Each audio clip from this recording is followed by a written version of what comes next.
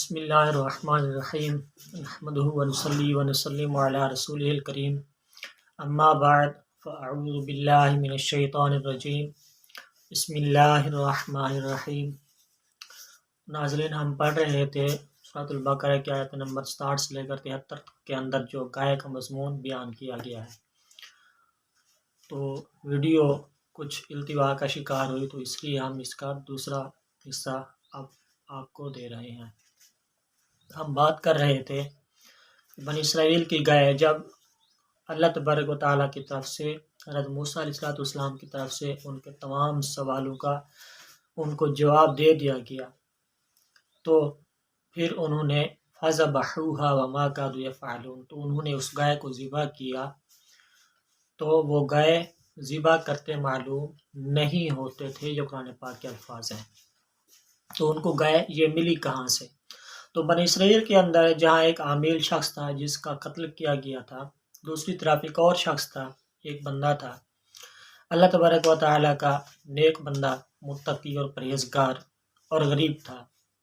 اس کے پاس صرف اور صرف ایک گائے تھی، اور اس گائے کا ایک بچہ تھا، چھوٹا بچی جسے بچیا کہتے ہیں۔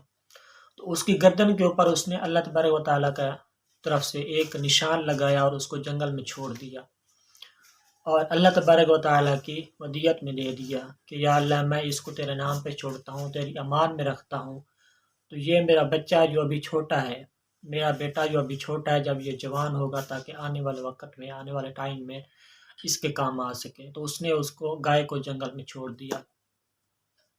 کچھ سال گزرے، اس کے بعد اس کی والدہ نے اس کو بتایا، اس بچے کو بتایا جب وہ بچہ جوان ہو گیا، کہ تیرے والد نے جس کا انتقال ہو گیا، اس نے تیرے لیے اللہ تبارک و تعالیٰ کی امان میں، اس کی ودیت میں، اس کے بھروسہ پر جنگل میں ایک بچیا چھوڑی تھی۔ اب وہ جوان ہو گئی ہوگی، لہٰذا تو جا اور اس کو لے کے آ۔ اس نے اللہ تبارک و تعالیٰ سے دعا مانگی اور جنگل کی طرف روانہ ہو گیا۔ جنگل میں جا کر دیکھا تو ایک بچیا ہے جو کھانا، اپنا چارہ کھا رہی ہے۔ اس نے جا کر دیکھا، اور جو علامتیں اس کو اس کی والدہ نے بتائی تھی وہ سب اس کے اندر پائی گئیں۔ تو اس نے اس کو اللہ تبارک و تعالیٰ کی قسم دے کر، اس کا نام دے کر اس بچیا کو بلایا، تو وہ آ گئی، کیونکہ اللہ تبارک و تعالیٰ ہی اس کی عمدہ پرورش فرما رہا تھا۔ جب وہ آئی تو اس کو لے کر وہ نوجوان گھر لے آیا۔ اب اس ماحول میں رہ رہے تھے جہاں اس بچیا کی قیمت ارد گرد 3 دینار تھی، تو اس کی والدہ نے، اس بچے کی والدہ نے، نوجوان کی والدہ نے اس کے 3 دینار مقرر کر دیے کہ جاؤ بازار میں اس کو جا کے فروخت کر کے آؤ، اور اس کی جو قیمت ہے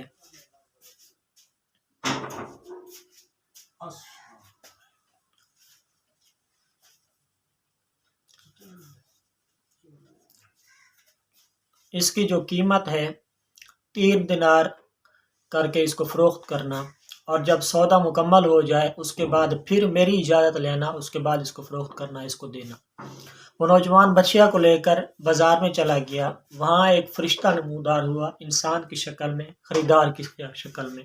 اس نے آ کر اس بچیا کی قیمت لگائی 6 دینار، اور اس نے کہا کہ 6 دینار لے لو، مجھے دے دو۔ اس نے کہا ٹھیک ہے، 6 دینار میں لے لوں گا، لیکن اس سے پہلے کہ میں یہ بچیا تیرے حوالے کروں، میں پہلے جا کر اپنی والدہ کو بتاؤں گا، پھر آ کر تمہیں اس کو تمہارے حوالے کروں گا۔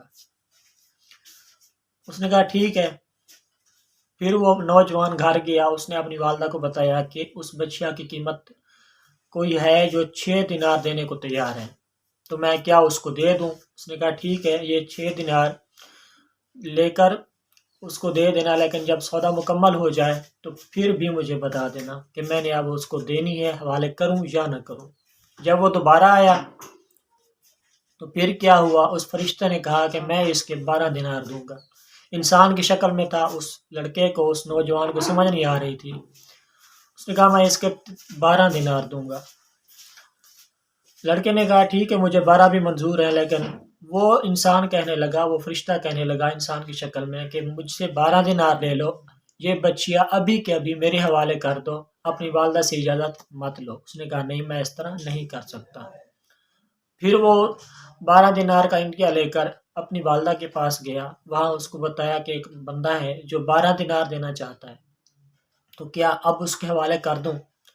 ماں نے کہا ٹھیک ہے، یہ جو 12 دینار دے رہا ہے تو وہ صاحب فراست تھی، وہ جان گئی تھی کہ یہ جو پہلے 3 کی جگہ 6 دے رہا تھا، 6 کی جگہ 12 دے رہا ہے، یہ کوئی عام انسان نہیں ہے۔ تو اس نے کہا کہ بیٹا آپ جا کر اسی شخص کو جو 12 دینے کو تیار ہے اس سے جا کر پوچھو کہ کیا ہم اس کو اب بیچ سکتے ہیں یا نہیں۔ اتنے الفاظ جا کر اس کو کہنا ہے، یا اس کو بیچنے کی اجازت ہمیں ہے یا نہیں ہے۔ اس نوجوان نے جا کر اس بندے کو، اس فرشتے کو جا کر کہا کہ کیا ہم اس بچیا کو اب بیچ سکتے ہیں، کیا ہمیں اجازت ہے کہ نہیں ہے۔ اس وقت اس نے کہا کہ ابھی اس کو روکے رکھو، تھوڑی دیر میں یا تھوڑے دنوں میں وہ بنی اسرائیل آتے ہوں گے، ان کو اس کی ضرورت ہے، وہ آ کر تم سے لے لیں گے، اور اس کی قیمت جو ہے وہ اس طرح کرنا کہ ان کو کہنا کہ اس بچیا کی کھال اتار کر اس میں تم سونا بھر کے دو، جتنی اس کی کھال ہے، جتنا اس کے اندر سونا آ جائے گا اس کی قیمت یہی ہوگی، وہ طے ہو جائے۔ اس نے کہا ٹھیک ہے، وہ نوجوان بچیا لے کر گھر واپس آ گیا۔ یہ واقعہ قرآن پاک کے اندر موجود ہے۔ فَذَبَحُوهَا وَمَا كَادُوا يَفْعَلُونَ، یہ وہ واقعہ ہے جو بنی اسرائیل کے لیے تھا، بنی اسرائیل کے اندر رونما ہوا کہ ایک بندے کا قتل کیا گیا، یہ وہ واقعہ ہے۔ فَذَبَحُوهَا وَمَا كَادُوا يَفْعَلُونَ، گزشتہ سبق میں ہم اس کے متن کو بھی پڑھ چکے ہیں، آیات کو بھی پڑھ چکے ہیں۔ سو بہرحال وہ بندہ لے کر، بچیا کو لے کر گھر جب واپس آیا تو اس کی ماں نے کہا ٹھیک ہے اس کو باندھ دو۔ کچھ دیر میں، کچھ پل کے بعد، کچھ دنوں کے بعد بنی اسرائیل آ گئے، انہوں نے دیکھا کہ یہ وہی گائے ہے جس کے بارے میں اللہ تبارک و تعالیٰ نے حکم دیا ہے کہ نہ وہ کم عمر ہے اور نہ زیادہ بوڑھی ہے، بلکہ نوجوان ہے، رنگ بھی اس کا پیلا ہے، جب کوئی اس کو دیکھتا ہے تو دیکھتا ہی رہ جاتا ہے، یعنی دیکھنے والوں کو بھاتی ہے، خوشی دیتی ہے، اور کبھی اس سے کوئی کام وغیرہ بھی نہیں لے گئے۔ یعنی جو اللہ تبارک و تعالیٰ نے ان کو نشانیاں بتائیں، حضرت موسیٰ علیہ السلام ان کو نشانیاں بتائیں، وہ ساری کی ساری یکجا ہو کر اس ایک بچیا کے اندر پائی گئی۔ تو انہوں نے کہا کہ ہمیں یہ چاہیے، تو مانگ کتنا اس کی قیمت لگائے گا؟ تو انہوں نے قیمت بتا دی کہ یہ لے جاؤ، اس کی کھال میں سونا بھر دینا، یہ اس کی قیمت ہے۔ حضرت موسیٰ علیہ السلام کی ضمانت پر اس بچیا کو لیا گیا، پھر اس کو ذبح کیا گیا، ذبح کرنے کے بعد پھر اس کے اندر سونا بھرا گیا، سونا بھر کے اس کی کھال کے برابر بھر کے ان وارثوں کو دے دیا گیا۔ جب اس گائے کو، یہ تو گائے کا معاملہ ختم ہوا، لیکن آگے چلتے ہیں کہ جب گائے کو ذبح کیا گیا، فَذَبَحُوهَا، اس گائے کو ذبح کیا، ذبح کرنے کے بعد پھر اس گائے کے ٹکڑوں میں سے، گوشت کے ٹکڑوں میں سے ایک ٹکڑا اٹھایا، اور عامر نامی شخص جس کو قتل کیا گیا تھا، اس مردہ کو مارا کسی حصہ کے اوپر، تو وہ مردہ زندہ ہو گیا۔ زندہ اس طرح ہوا کہ اس کے گلے میں خون کا فوارہ جاری ہوا، تو وہ کلمہ پڑھ کے اٹھ بیٹھا۔ تو اس سے پوچھا گیا کہ بتا کہ تجھے قتل کس نے کیا؟ تو اس نے اشارہ کیا اور بتایا کہ مجھے قتل کرنے والا میرا چچا زاد بھائی ہے، جس نے صرف اس لیے مجھے قتل کیا تاکہ میری جائیداد ضبط کر سکے اور پتہ بھی نہ لگنے دے، اور پھر قصاص کا دعویٰ بھی کرے۔ تو یہ تو تھا وہ واقعہ جو قرآن پاک کے اندر موجود ہے۔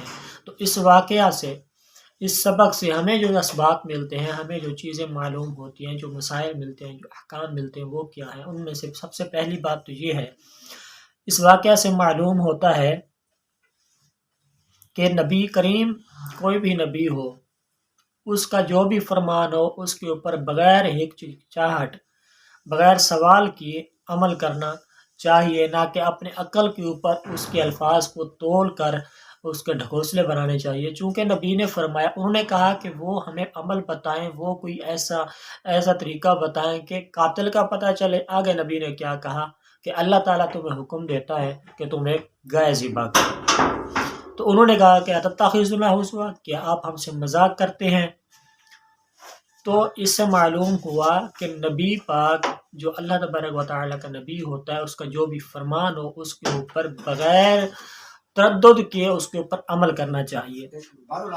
اور دوسری بات یہ ہے کہ پیغمبر جو ہوتا ہے، جو نبی ہوتا ہے، وہ کبھی جھوٹ نہیں بولتا، اور کسی کا مذاق اور دل لگی وغیرہ، یہ اس طرح کے عیبوں سے نبی پاک کی ذات پاک ہوتی ہے، اور یہ کسی کا مذاق اڑانے وغیرہ ان جیسے عیبوں سے نبی کی ذات پاک ہوتی ہے۔ اور تیسری بات یہ ہے کہ شرعی احکامات کے متعلق بے جا بحث مشقت کا سبب بنتی ہے، مشقت کا سبب بنتی ہے۔ حدیث شریف میں آتا ہے کہ اگر بنی اسرائیل بحث نہ کرتے، انہوں نے جب گائے کا نام سنا تو انہوں نے بحث شروع کر دی کہ وہ گائے کیسی ہے، اس کا رنگ کیسا ہے، وہ کس طرح کی ہونی چاہیے، بوڑھی ہو وغیرہ وغیرہ وغیرہ، تو انہوں نے بے جہاں اس طرح کی بحث شروع کر دی۔ تو نبی پاک علیہ السلام نے فرمایا بنی اسرائیل اگر یہ بحث نہ کرتے تو جو بھی گائے اس وقت وہ پاتے اور ذبح کر دیتے تو وہ ان کی قربانی ہو جاتی، اور ان کا جو مقصد تھا قاتل کا پتہ چلنا تو وہ ہو جاتا۔ چونکہ انہوں نے بحث کی، بار بار سوال کیے، سوال کرنے کے بعد اپنے آپ کو قید کرتے گئے، اپنے آپ کو قید کرتے گئے، پھر ان کو وہ گائے ملی جس کی ان کو بھرپور طریقے سے اس کی قیمت ادا کرنی پڑی۔ اور چوتھی بات یہ ہے کہ انشاءاللہ کہنے کی بہت برکت ہے، چونکہ آخر میں انہوں نے کہا تھا کہ قال الآن جئت بالحق وَإِنَّا إِن شَاءَ اللَّهُ لَمُهْتَدُونَ۔ بنی اسرائیل نے کہا تھا کہ اللہ تبارک و تعالیٰ کو آپ کہیں، ان سے دعا کریں کہ وہ ہمیں بتا دے کہ وہ گائے کیسی ہے، کس طرح کی ہے۔ اگر اس نے بتا دیا تو اگر اللہ نے چاہا تو اب ہم یقیناً راہ پا لیں گے۔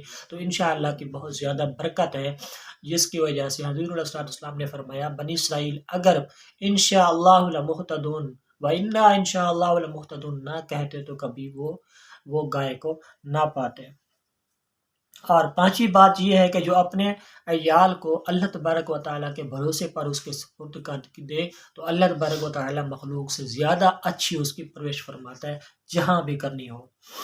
اور چھٹی یہ بات یہ ہے کہ جو اپنے مال کو اللہ تعالیٰ کے بھروسے کی اور اس کے امانت کے میں سپرد کر دیتا ہے تو پھر اللہ تبارک و تعالیٰ اس میں برکت بھی ڈال دیتا ہے، جیسا کہ اس ایک بچیا کی قیمت، جہاں اس معاشرے میں ایک بچیا کی قیمت، ایک گائے کی قیمت 3 دینار تھی، وہاں ان کو اتنا سونا ملا جتنا اس کھال کے اندر آیا جا سکتا تھا۔ اللہ تبارک و تعالیٰ کی طرف سے برکت ہے۔